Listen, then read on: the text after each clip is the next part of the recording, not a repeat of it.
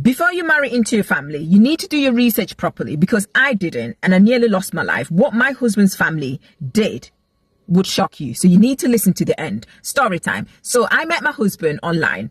I had my online business. It was a side hustle, and he made this massive purchase. This was my first time, having someone make that purchase that big. I was super excited. And ever since, I will get a few purchases here and there from him. Sometimes it would be a bulk purchase, and I was super happy. And then he decided to send me a message one day. He said he would like to meet me in person because we need to do a business deal. I agreed. I was happy. He came, I gave him the directions where to find my shop. He came over and, we went for a lunch, not date, but we went for lunch. We discussed about the business, everything.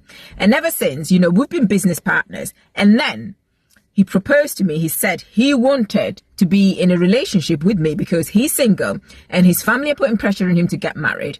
I was single at the time and I wasn't really looking. But when he said that, he seems like a decent guy. In a way, I accepted. Then we started dating. Shortly after that, he proposed. I was super happy. And then he said, there's no point waiting for years before getting married. I agreed with him. So we soon tied a knot. I was happy. I have never actually been to his village. So after a couple of years of marriage, at this point, we've got children together. His business wasn't doing too well. Mine was flourishing. Bearing in mind, this is my side hustle and I've got my own job on top of that.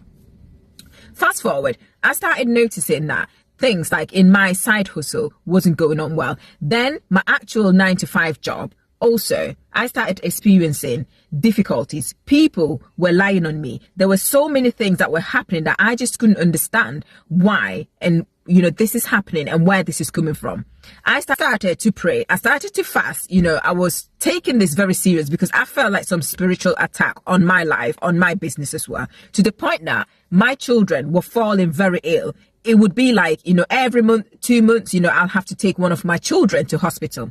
Anyway, my husband told me out of the blue that we needed to go to his village because he had lost a relative and we all needed to be there. He said the children didn't need to come with us, so we can actually leave them with my family members and then we would travel to the village.